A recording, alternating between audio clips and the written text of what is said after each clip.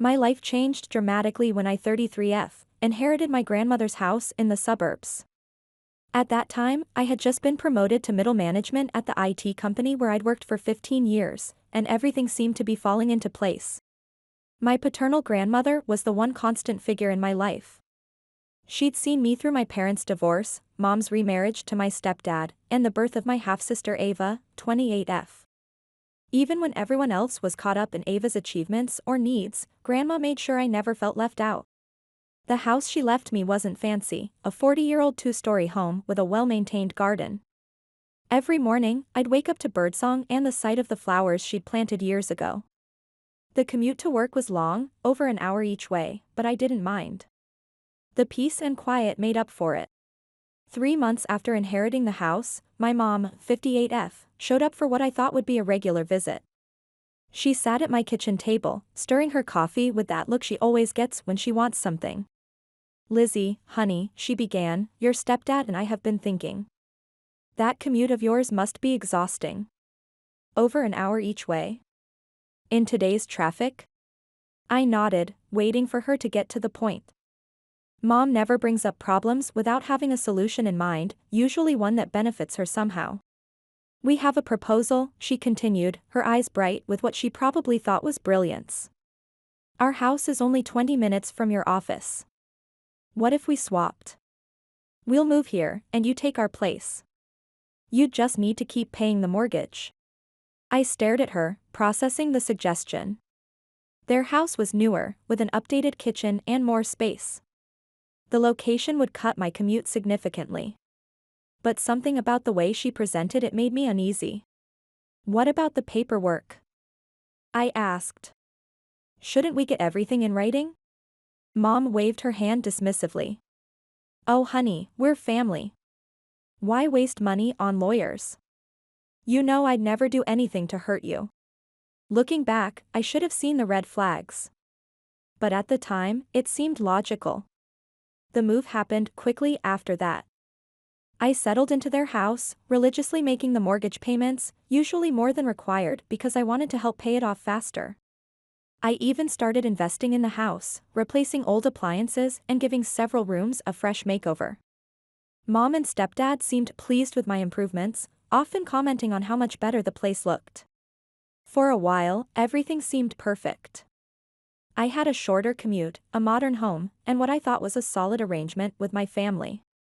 The house swap appeared to be working out for everyone. Then Ava announced her engagement. Mom threw herself into wedding planning with an enthusiasm I hadn't seen in years. Every time I visited my old house, she was talking about venues, dresses, or caterers. I noticed they were making some expensive improvements to the house too, but I didn't think much of it at the time. "We want to make the place perfect for the wedding photos," Mom explained when I commented on the new landscaping. "You understand, don't you, honey? It's going to be such a beautiful celebration." I did understand. Or at least, I thought I did. I even offered to contribute extra to the mortgage payments to help offset their wedding expenses. Mom accepted my offer with that same dismissive wave she'd used when I suggested getting lawyers involved in our house swap. Looking back at those early months, I can see all the warning signs I missed. The way Mom and stepdad were so quick to accept my extra payments. How they never wanted to discuss transferring the deed once the mortgage was paid off. The increasing frequency of their emergency expenses that somehow always seemed to coincide with my bonus payments. But hindsight is 20/20, isn't it? And I was about to learn just how blind I'd been to their true intentions. I remember Ava's wedding day clearly. The ceremony was held in the backyard of my grandmother's house, their house now, transformed by expensive landscaping and designer decorations. I watched my half-sister float down the makeshift aisle in a gown that probably cost more than my first car, trying to ignore the knot in my stomach. That knot had been growing for months. Every time I visited, something was different about the house. New furniture, fresh paint, high-end appliances replacing the ones I'd grown up with. Mom kept talking about making the place wedding-worthy, but it felt like they were erasing every trace of Grandma's presence. The wedding itself was extravagant. Open bar, gourmet catering, live band, the works. I couldn't help wondering how they were affording it all, especially since I knew they were still paying off their credit cards from Ava's college years. But whenever I tried to bring up finances, Mom would change the subject or remind me how families should trust each other. In the months following the wedding, my work schedule intensified. A major project meant longer hours and frequent meetings. Mom started calling more often, usually when I was about to receive my quarterly bonus. There was always some emergency, repairs needed at their house, property taxes higher than expected, unexpected medical bills. And each time, I added more to my mortgage payments, believing I was helping my family while investing in my future. Then came the business trip. 2 weeks in Chicago for a series of client presentations. Nothing unusual, I'd traveled for work plenty of times before. The morning I left, something felt off about Mom's goodbye hug, but I brushed it off as pre-flight stress. "Don't worry about anything here," she said, her smile not quite reaching her eyes. "We'll take care of everything while you're gone." Those words would come back to haunt me soon enough. The trip was exhausting but successful. Late meetings, endless PowerPoints, and networking events filled my days. I barely had time to check my personal emails or return Mom's increasingly frequent text messages. By the time my Uber pulled up to my house on that chilly evening, all I wanted was my own bed. That's when I noticed the porch light was on. And voices coming from inside. My key wouldn't turn in the lock. I tried again, then again, confusion turning to panic as I realized the locks had been changed. Just as I was about to call a locksmith, the door swung open. There stood Ava, wearing my favorite slippers, looking at me like I was an unwanted solicitor. Behind her, her husband lounged on my couch, feet up on my coffee table. "Oh, you're back," Ava said, leaning against the doorframe with a smirk I wanted to wipe right off her face. "Your stuff's in the garage." I stood there, suitcase still in hand, trying to process what I was hearing. "My stuff? What are you talking about? This is my house." "Not anymore." She examined her perfectly manicured nails, the kind our parents had always paid for, even when they claimed they couldn't afford my college textbooks. "Mom and Dad gave it to us as a wedding present. We're living here now." The world tilted sideways for a moment. "Are you insane? I've been paying the mortgage on this house for years." "Yeah, about that." Ava rolled her eyes, looking exactly like Mom when she's about to dismiss someone's feelings. "That's not really my problem. Mom and Dad gave us the house, so..." She made a shooing motion with her hand. "You need to leave. Get off our property before we call the cops." Standing there on my own porch, suddenly homeless, memories started flooding back. All the times Ava had gotten special treatment, the new iPhone when I was still using a flip phone, designer clothes while I got hand-me-downs, the brand new car for her 16th birthday while I took the bus. Now she was taking my home too. I drove to our parents' house, my grandmother's house, in a daze. My hand was already formed into a fist when I reached the door. "Mom. Open up. We need to talk about what Ava just did." I heard movement inside, whispered voices, footsteps approaching the door. But it didn't open. "Lizzie," my mother's voice came through the door, muffled but clear enough. "Go away." "What?" "Mom, open the door. Ava just locked me out of my house, the house I've been paying the mortgage on for years." "That's not your house anymore," my stepdad's voice joined in. "And this isn't your house either. This is our house now." The next morning, I woke up in a cheap motel room with a pounding headache and a burning sense of betrayal. Within 2 hours, I had contacted a lawyer. Mr. Thompson didn't mess around. Within days, he had prepared all the necessary eviction documents. I stood behind him on my porch, watching as he knocked on the door with sharp, professional raps. Mom opened it, her face turning pale when she saw the legal documents in Mr. Thompson's hand. "Good morning, Mrs. Carter," he said, his voice crisp and businesslike. "I'm here on behalf of your daughter Lizzie, the legal owner of this property. I'm serving you with an eviction notice." The 3 days that followed were among the longest of my life. On the 4th day, Mr. Thompson called to inform me that my parents had moved out and the house was clear. When I arrived, they were loading the last of their boxes into a moving van. Mom stood in the driveway, watching me with red-rimmed eyes. "You're no daughter of mine," she hissed, tears streaming down her face. "You're a traitor, after everything we've done for you." "Done for me?" I laughed bitterly. "You mean using me to pay your mortgage for years while you plan to steal my house?" "Yeah. Thanks for that." She got into their car without another word, and I watched them drive away to whatever rental they'd managed to find. Inside, I found chaos, drawers left open, things strewn about, but nothing major damaged. As I stood in my grandmother's living room, a thought struck me with crystal clarity: I was done paying their mortgage. They'd broken our verbal agreement the moment they locked me out of the house I'd been paying for. Now they could deal with the consequences. I sat down in my grandmother's old rocking chair, feeling her presence around me, and for the first time since this nightmare began, I smiled. I couldn't stop thinking about all the money I'd poured into my parents' place, but at least I still had my grandmother's house. At least I hadn't signed over the deed like they'd wanted. Sometimes the hardest lesson to learn is that you can't trust everyone, even family. But as I sit here now, watching the sun set over my grandmother's garden, I know I'm stronger for having learned it. I've lost a family, but I've found myself. And that's worth more than any house. Update 1: It's been 6 months since my last post, and I've discovered some shocking financial details.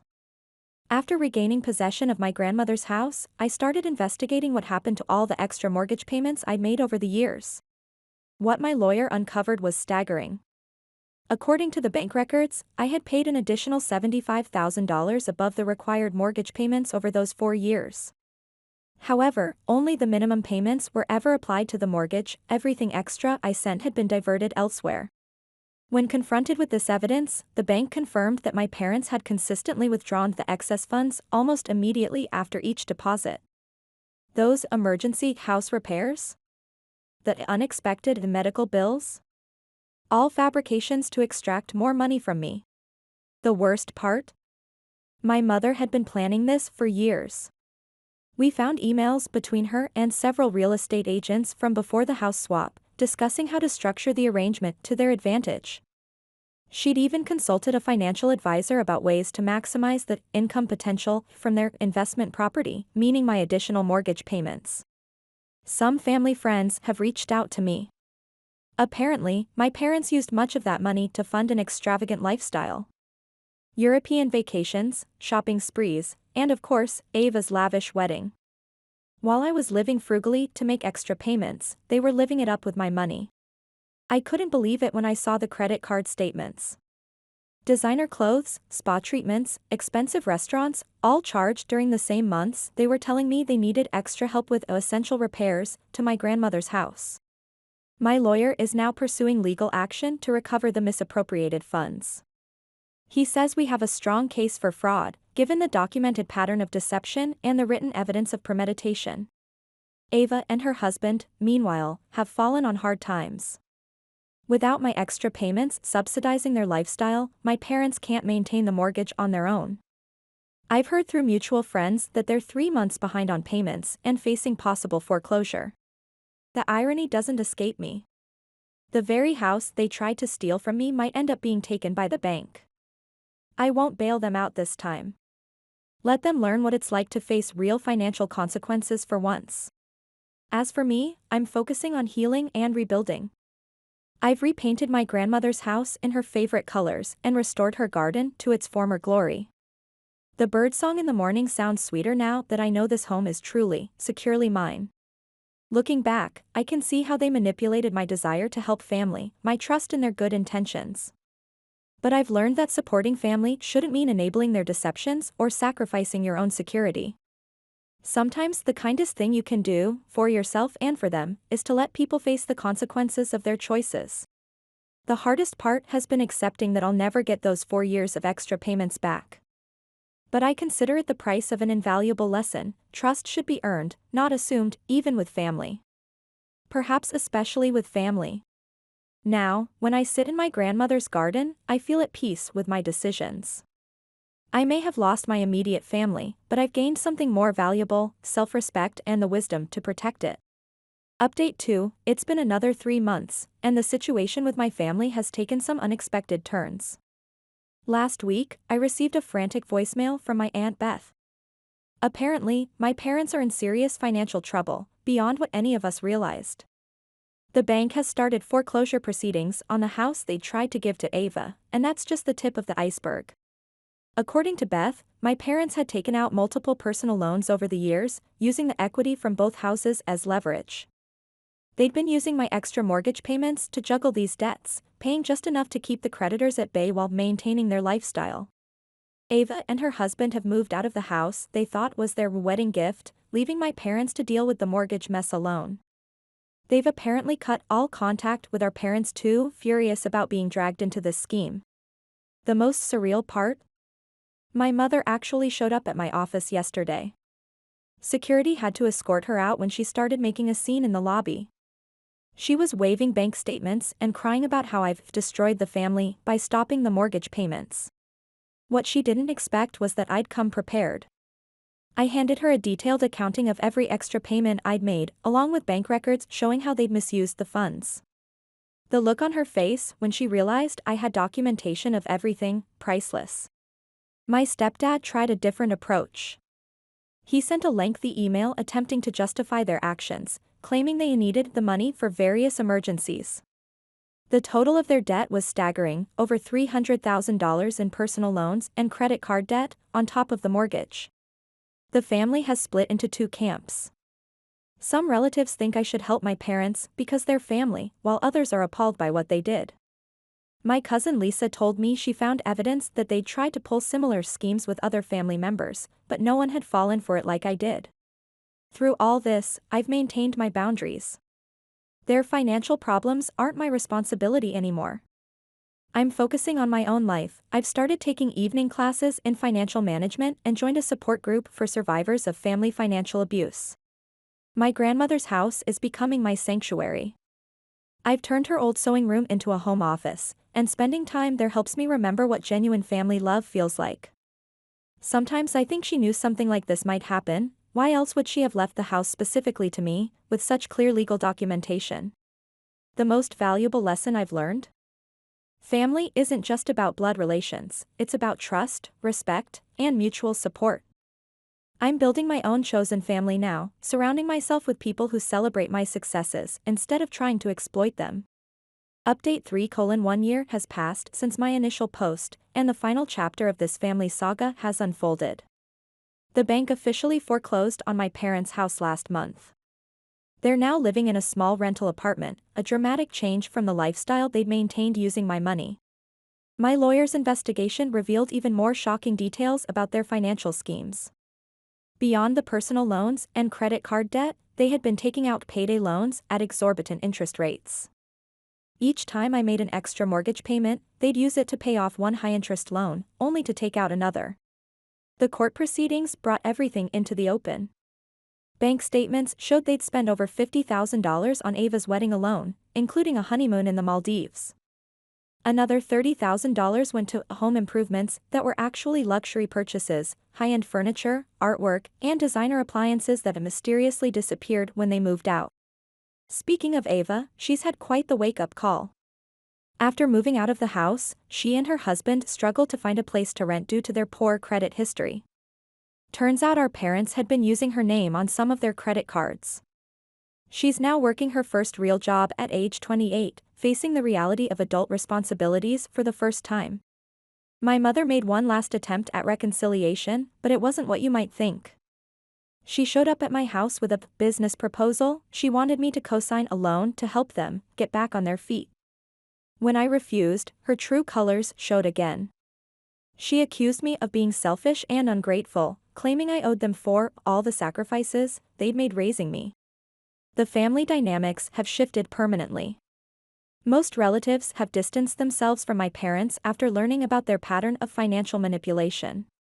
Even my stepdad's siblings, who initially defended them, changed their stance when evidence emerged that my parents had attempted to borrow money from them using false pretenses. As for me, I'm thriving in ways I never expected. The stress of supporting my parents' secret lifestyle had been holding me back more than I realized.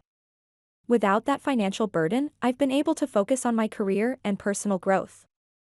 I recently received a promotion at work, and I'm considering pursuing an MBA. My grandmother's house truly feels like home now. The garden she loved so much is blooming again, and I've started hosting small dinner parties for my chosen family, close friends, and the few relatives who stood by me through everything. It's a different kind of family gathering, filled with genuine laughter and support instead of hidden agendas. Sometimes I wonder if my grandmother knew more than she let on about my parents' true nature. Her decision to leave the house directly to me, with clear legal documentation, now seems less like simple generosity and more like protective foresight. She gave me not just a home, but a foundation for independence. The biggest lesson from all of this? Sometimes losing a toxic family is the first step to building a better life. I've learned that real love doesn't come with strings attached, and true family, whether by blood or by choice, builds you up instead of draining you dry. Update 4:18 months after my initial post, I've decided to share one final update about how life has completely transformed. After everything that happened with my family, I've experienced both personal and professional growth that I never thought possible. The most significant change came through my support group for survivors of financial abuse. I started volunteering as a mentor for other people going through similar situations with their families. It's healing to help others navigate the complex emotions of family betrayal while maintaining their financial boundaries. My story caught the attention of a local financial literacy program. They asked me to speak at their workshops about recognizing signs of financial manipulation in family relationships. It's surreal to think that my experience could help prevent others from falling into the same trap.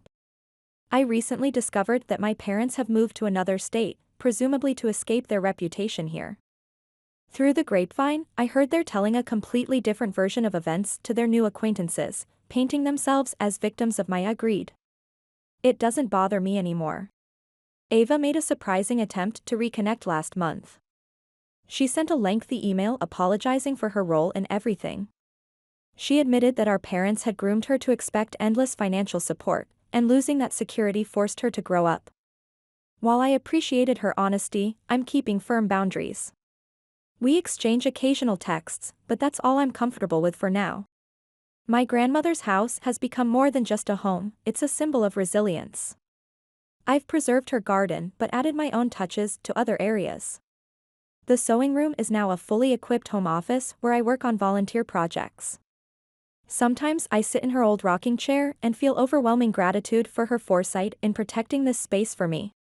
My chosen family continues to grow. The friends who supported me through everything have become closer than blood relatives ever were. We have weekly dinner gatherings where everyone contributes equally, no hidden agendas, no manipulation, just genuine care and connection. The professional skills I developed through managing this crisis led to an unexpected career advancement. My company's HR department asked me to help develop financial wellness programs for employees. It's satisfying to turn my painful experience into something constructive. For anyone following my story who might be in a similar situation, trust your instincts. If something feels wrong, it probably is. Real family lifts you up, it doesn't drain you dry. And sometimes, the most loving thing you can do, for yourself and others, is to break toxic patterns, even if it means breaking ties. My story continues, but it's no longer defined by what I lost. Instead, it's about what I've gained: wisdom, strength, true connections, and the peace that comes with living authentically. Update 5:2 years have passed since my first post, and it's time to close this chapter completely. Life has taken some interesting turns that I never could have predicted when this all started. The most significant change happened last month. I was invited to testify before a state legislative committee about family financial abuse. My story, along with others like it, is helping shape new laws to protect people from predatory family members who exploit financial trust. The proposed legislation would require more oversight of joint family property arrangements and establish stricter penalties for familial financial fraud. The support group I mentioned has grown into something much bigger. What started as casual mentoring has evolved into a structured program operating in 3 states. We provide resources, legal advice, and emotional support to people dealing with family financial exploitation. It's empowering to see others break free from toxic family dynamics and reclaim their lives. I received an unexpected letter from my stepdad's brother last week. He apologized for initially taking their side and shared some illuminating information. Apparently, my parents had attempted similar schemes with multiple relatives over the years. Their move to the new state wasn't just about escaping their reputation, they were running from other family members they'd tried to deceive. The professional development program I helped create at work has been so successful that other companies are now implementing similar models.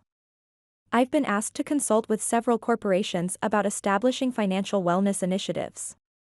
My personal nightmare has somehow transformed into a career opportunity one never imagined possible. My relationship with Ava has reached a careful equilibrium. We're not close, but we've established a cordial distance. She's working steadily now and recently told me she's started therapy to address the impact of our parents' manipulation. It's strange to see her growing into someone who understands responsibility and consequences. The garden at my grandmother's house has become a community space of sorts. I host monthly gatherings for others who've survived family financial abuse. There's something healing about sharing stories in this place that represents both betrayal and resilience. My grandmother's flowers still bloom, but now they witness healing instead of hurt. Last month, I finally cleaned out the last box of family photos and documents. Instead of storing them away, I created a memory wall in my home office. It's not about nostalgia, it's a reminder of how far I've come and the importance of maintaining healthy boundaries. The woman in those old photos seems like a different person now. To wrap this up, I want to share the most valuable lesson I've learned: sometimes what feels like an ending is really a beginning. Losing my family forced me to find my voice, my strength, and my true purpose. I've built a life that's authentically mine, surrounded by people who understand that love doesn't come with a price tag. Thank you, Reddit, for being there through every step of this journey. Your support, advice, and kind words helped me find the strength to stand firm and rebuild my life. This community has shown me what real support looks like, and I'm forever grateful.